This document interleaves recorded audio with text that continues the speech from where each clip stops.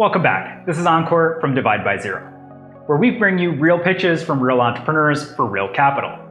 Today we're going to see a pitch from a company called Pristeem. The CEO, Naren, had reached out to me a couple months ago about his automated laundry solution. I've looked at a number of companies in this space. In fact, I've been looking for almost half a decade. Personally, I hate doing my laundry. It's something that I believe can be easily outsourced and one day is a perfect candidate for automation. But until then, we all have to sort of slug it out and fold that laundry ourselves. But a company like Pristeem comes along, which allows a device that can sit inside of a commercial or residential apartment building that allows you to put hanging garments in there to get cleaned really easily.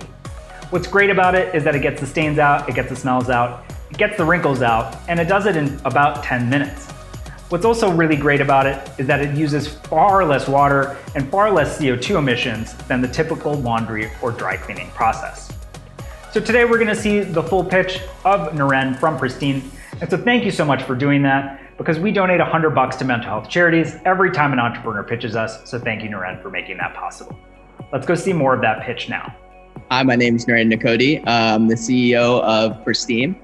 We are a instant laundry and dry cleaning solution for shared spaces. So I went to school, University of Texas at Austin, graduated computer science. And then as soon as I graduated, I ended up at Uber, specifically working on Uber Eats, courier experience. Then once that app launched, I quit my job. And then once I quit my job, I was living in New York City and I had a lot of, different ideas flowing around. Ended up doing something in the influencer marketing space where me and one of my current co-founders started something and were able to grow up to a few thousand influencers and started getting them paid. Then we looked at ourselves and said, why we don't like influencers? Like we don't understand the problem as well. So we ended up closing that down, but we had all the time in the world and having no in-unit washers and dryers, and then go to the laundromat and spend 3 to 4 hours a day, or spend $100 plus a month on services like Cleanly or Fly Cleaners. And that's where we ended up in the whole laundry and dry cleaning space. And we started this company in January of 2019. So it's been a little over a year and a half. Why this solution you believe is the right one? Mm-hmm. Yeah, sure. I think, there's two main things here. I think the first one is the environment, right? If you look at, I don't know if you saw the clock in Union Square that they changed, where it's counting down 7 years until it's above 1.5 degrees Celsius and there's irreversible environmental change. Oh, but the idea is it's pretty interesting. So the fashion industry accounts for 10% of all global greenhouse gas emissions. The second, main part of this is like the environmental needs, and the second part of it has a lot to do with just laundry and dry cleaning being broken. When you think about laundry and dry cleaning today, I don't think there's very few people who actually enjoy doing laundry. No, I hate it. It takes too long. And there's this statistic that I love going to, which is 60% of millennials have a chair in their room that has a bunch of clothes on them, right? And that chair, if you really think about it, there's always the laundry basket. I have one of those too, actually. It's now it's my dog's crate, but yeah. Yeah, and if you think about it, the laundry basket's always right next to it, right? Yes, so it's a deliberate choice that you make. Yep. It's millions and millions of people that have this issue, right? And if you think about the reasons for it, one of the things is, you put those on those chairs because there's things in your garments, never the t-shirts or like the shorts. It's always like dress shirts or like, jeans and things like that you don't want to keep putting in the wash, right? So there's no really good way. And the thing is the best way to clean those clothes and the way to preserve them is dry cleaning. So we're using that dry cleaning is actually more efficient? I'm saying that dry cleaning is not efficient, but it's how you get that. It's a best way to preserve your clothes. Okay, yeah, the longevity of it. So I guess if you're sort of thinking about when that product ends up in a landfill, if you can extend the lifetime, that's sort of why dry cleaning would make sense in that situation. But exactly. What we really wanted to get towards was a place where laundry and dry cleaning was extremely fast and really convenient. So none of the options today are like that. So what we decided to do is we actually looked at off-the-shelf products like there's a Samsung airdresser that came out, LG Styler. There's some in the past like the Swash and the Whirlpool fabric freshener. They all used to exist. So this space isn't something that's new. It's just we're taking a different approach to it, which is if I don't want to buy a $2,000 product for my home because I might as well just dry clean, right? At that point. So like we wanted to find a way to create or democratize access to these types of solutions that allow you to put in a garment or put in an outfit and have it be cleaned in 10 minutes. So when I say clean, we remove all of the bacteria, all of the odors, and all of the wrinkles from your clothes so you can quickly rewear them. Being a busy working professional, like especially living in the city, like I care about how I look. There's dates, there's times that I'm going out with my friends, all these times, and I look in my closet, I pull something out, it's wrinkled. I pull another thing out, it's wrinkled. I look on my chair, I smell it, it's like, oh, it kind of smells like, body odor. I want to be able to take these clothes, just, conveniently put them in like a device, spend maybe a couple dollars, and it will be ready and fresh to wear again. I can keep doing that multiple times without having to keep putting it in the laundry or having to take it to the dry cleaners. And you sort of walk through the use case here. So is it really for folks that live in like shared buildings?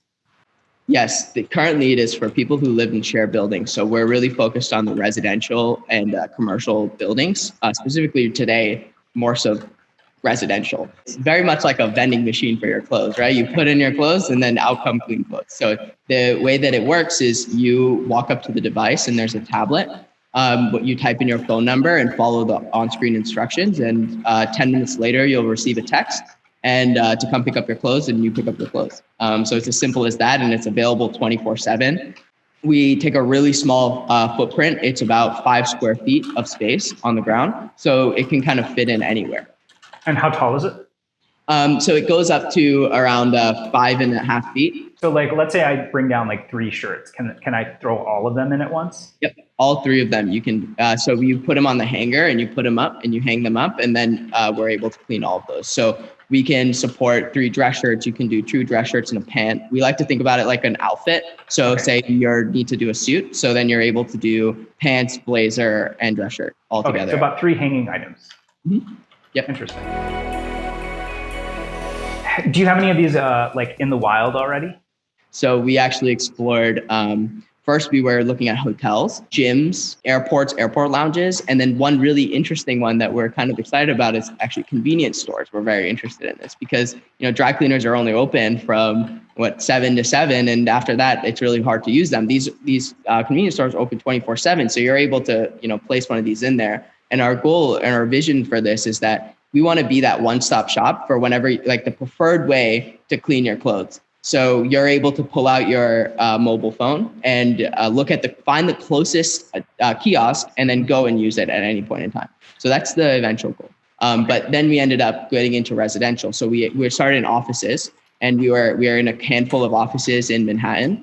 And then we now are in now we've moved to residential. We kept hearing from the people who work in these offices, I would love to have this closer to my closet. Proximity to closet was super important to them. So we actually started shifting it into residential. And we're in our current building. We're in a building in New Jersey, and we're just about to launch another one next week in Brooklyn. And we're focused on high rises in Manhattan.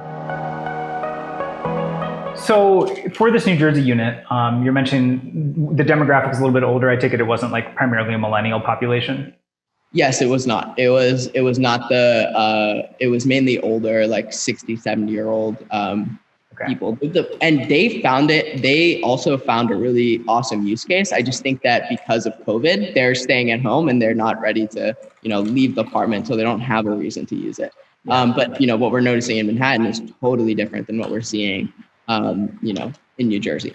Can you walk me through what kind of usage you're seeing in Manhattan for that new unit that you just put up? Yeah, so we're seeing almost 3 to 4 uses. So like most days it's around 3. We're seeing different spikes, right? So we're averaging it out so that we get to around 15 to 20 cycles per week. So most of it comes during the weekend. And then I was about to say probably Friday afternoon. Yeah, Thursday, Friday, Saturdays are the big days that we get a lot of usage, and that kind of averages out to around 3 cycles.